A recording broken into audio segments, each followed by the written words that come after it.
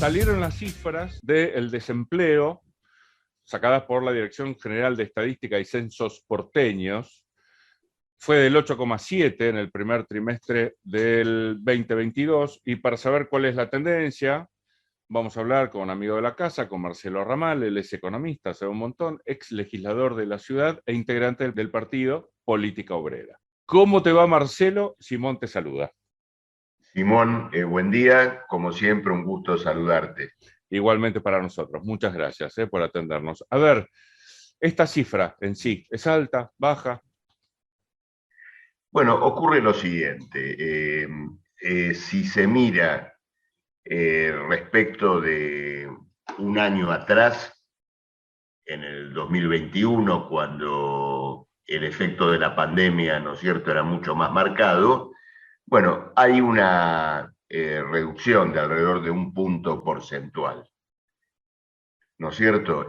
Ahora, cuando hacemos esta comparación frente al último trimestre del año pasado, la situación es preocupante porque hay una suba, ¿no es cierto? En el último trimestre del año pasado había estado en torno del 7,7%, ¿no es cierto? Y ahora estamos en este 8,7%.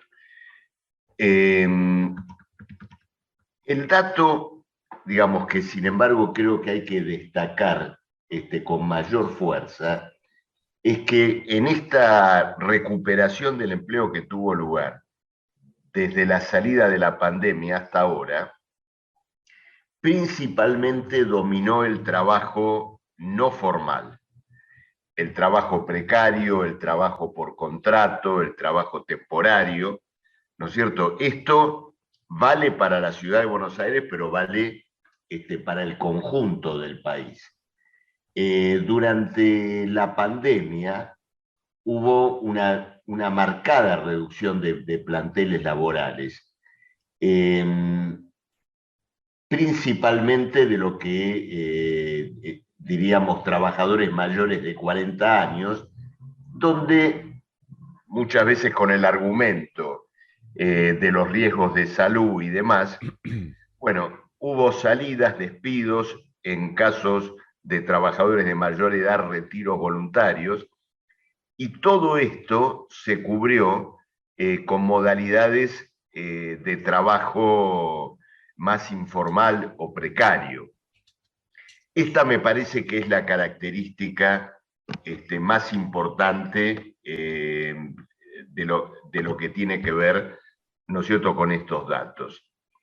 Luego, digamos, hay un aumento de otros indicadores, como la tasa de actividad, es decir, el número de personas efectivamente dispuestas a trabajar o a buscar un empleo, que naturalmente tiene que ver, ¿no es cierto?, con este rebote económico que tuvo lugar después de la pandemia.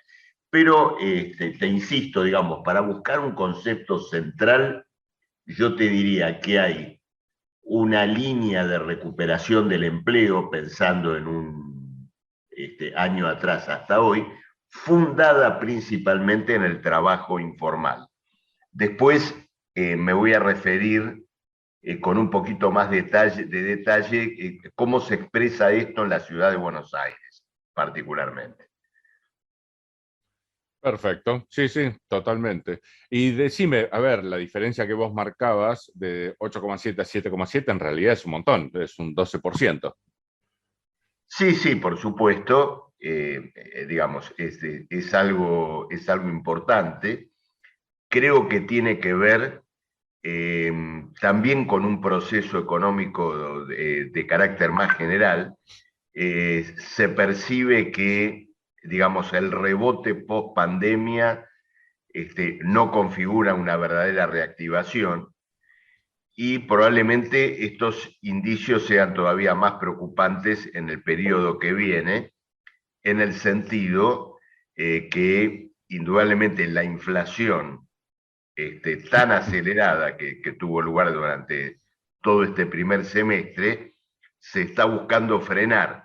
como en el mundo entero, subiendo las tasas de interés y buscando una retracción económica. Entonces, probablemente, digamos, el freno a un aumento del empleo lo vamos a ver también en los datos posteriores. Y decime, Esto, perdón la interrupción, ¿el sí, trabajo sí. negro en la ciudad a cuánto asciende más o menos, estructuralmente? Bueno, hay un nivel de informalidad, digamos, que tiene diferentes grados.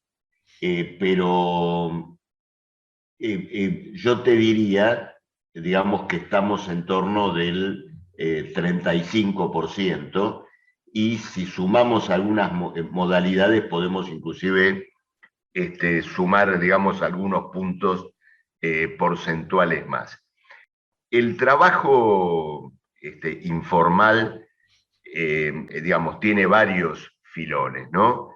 Un aspecto muy claro es todo lo que tiene que ver con gastronomía, atención de comercios de comida, reparto, es decir, formas de trabajo que no están, digamos, garantizadas por una estabilidad laboral y que en general son remuneradas eh, o directamente por tarea realizada o con un piso salarial y el resto, ¿no es cierto?, a resultado, a través de, digamos, acuerdos temporarios, contratos y demás.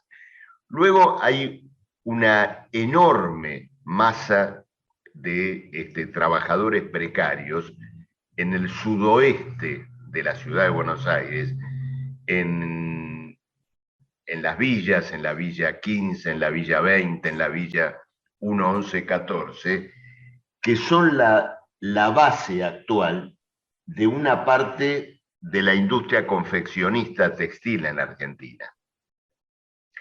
Te estoy hablando de muchísimos costureros, muchos trabajadores migrantes que trabajan en sus casas,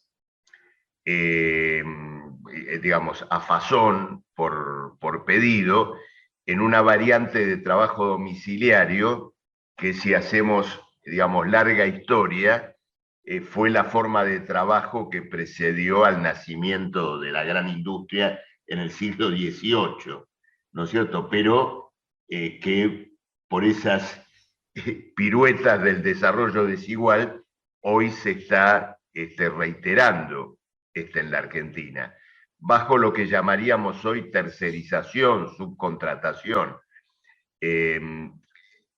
Seguramente, digamos, estas personas, cuando son entrevistadas, por ejemplo, por un encuestador de empleo, naturalmente dicen que trabajan, ¿no es cierto?, y que trabajan por cuenta propia, pero, digamos, forma parte de una densa red de personas que trabajan, digamos, sin jubilación, sin obra social, eh, a menos, digamos, que den, digamos, el primer paso de una formalización, que sería, ¿no es cierto?, colocarse bajo el régimen de monotributo.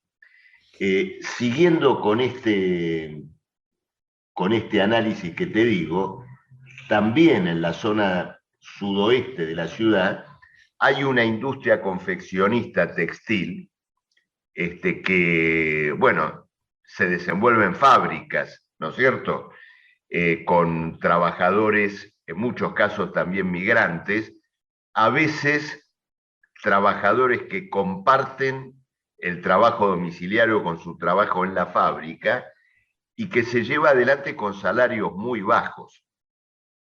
Te voy a dar simplemente un caso, ¿no es cierto? Hay una fábrica conocida por producir en Lugano la camiseta oficial de la selección argentina, y sus trabajadores denuncian que perciben un salario básico de 200 pesos por hora, ¿no es cierto? Es decir, $1 paralelo blue la hora, ¿no es cierto? Bueno, estas son las condiciones complejas que tiene el trabajo en la ciudad de Buenos Aires. Otro flanco muy importante del trabajo no formal se da también en el sector público, donde todo lo que tiene que ver con nuevo empleo, enfermeras, bueno, en la parte de salud, y acá incidió, digamos, planteles que se incorporaron durante la pandemia, tomados bajo la forma de contratos transitorios. Acá también hay un filón importante, ¿no es cierto?, de este tipo de empleo. Siempre le das la profundidad que a nosotros nos interesa. La idea siempre es salir un poco de la actualidad y ver aquellas cosas que son recurrentes y no son novedosas. Viste que muchas veces nos venden como novedad lo que no deja de ser un latigazo previsible y frecuente, ¿no? Claro. De hecho, el desempleo, vos hablabas de la revolución industrial, el desempleo es estructural desde que está la revolución industrial y sin embargo nos lo venden como si fuera un defecto a corregir. Pero bueno, son cosas. Claro, vos fíjate lo siguiente, que tenemos este desempleo de casi 9 puntos, 8,7, y luego se suma un valor similar, te hablo, digamos, ya de una visión no solo de la ciudad, sino nacional, de otro alrededor de 9% de subempleo. Es decir, de personas, ¿no es cierto?, que llevan adelante algún tipo de tarea, pero que no cubre totalmente su jornada, su necesidad de ingresos. Cuando sumás las dos cosas, bueno, estamos, ¿no es cierto?, en los 17, 18 puntos de personas que, digamos, cuentan, ¿no es cierto?, con una dificultad importante en lo que tiene que ver con trabajo e ingresos. La Dirección General de Estadística y Censos porteño usa la misma lógica de considerar desempleado a aquel que está buscando empleo, ¿verdad? Sí, exactamente. Luego, digamos, y apuntando a tu observación, tenés una parte de la población que deja, ¿no es cierto?, de buscar empleo porque, bueno, considera que, digamos, no tiene chance por ahora de obtenerlo, no hay condiciones, o algo que está ocurriendo que también es un fenómeno internacional.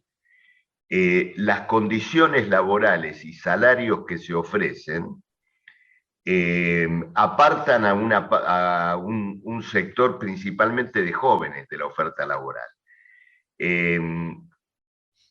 Es bastante frecuente encontrar, esto digo internacional porque en el caso de los Estados Unidos, esto ha sido muy comentado en los últimos meses. Es decir, la existencia de dificultades en la demanda laboral porque se ofrecen condiciones de trabajo que no son, que no despiertan ningún interés y que llevan a que muchas personas, bueno, busquen, ¿no es cierto?, otra vía de ingreso, o simplemente permanezcan a lo mejor con ayuda de algún otro miembro de la familia a la espera de una posibilidad de trabajo superior. Esto tiene que ver, ¿no es cierto?, indudablemente con la baja de los salarios. Hay que tener en cuenta que en la Argentina no más del 7-8% de los asalariados alcanza hoy la canasta familiar, que hay que ubicarla, de acuerdo a algunas estimaciones que se hacen, por arriba de los 160.000 pesos. ¿No es cierto? Así la calcula también la Dirección de Estadísticas de la Ciudad de Buenos Aires, para una familia tipo, 2 hijos, etc. Entonces, los bajos salarios también inciden en que muchas personas, ¿no es cierto?, no estén dispuestas, ¿no es cierto?, a ofrecerse, inclusive en condiciones laborales que son muy negativas, ¿no es cierto?, en términos de informalidad, duración de la propia jornada. digamos, ya no hablando simplemente de la ciudad de Buenos Aires, pero tomando, ¿no es cierto?, una realidad del capitalismo contemporáneo, eh, el desarrollo o la incorporación de las tecnologías más avanzadas convive paradójicamente con el empleo de la fuerza laboral en condiciones de creciente degradación, ¿no es cierto? Bueno, y esto probablemente, digamos, el socialismo le encontró una respuesta en su momento, en términos no solo políticos, sino, digamos, de la teoría económica, porque proviniendo la riqueza social del trabajo humano, cuanto más se reemplaza el trabajo por capital, mayor es la necesidad de, digamos, estrujar o succionar hasta el final al trabajo vivo, que se va volviendo relativamente menos gravitante frente a la tecnología y la maquinaria. Te pongo simplemente un ejemplo. Pocas cosas hay más sofisticadas que las aplicaciones digitales para encargar pedidos de comida o transportar personas, ¿no es cierto?, a través de choferes. No estoy dando ninguna marca. Sí, sí. Pocas cosas hay más sofisticadas, ¿no es cierto?, que una aplicación para esto.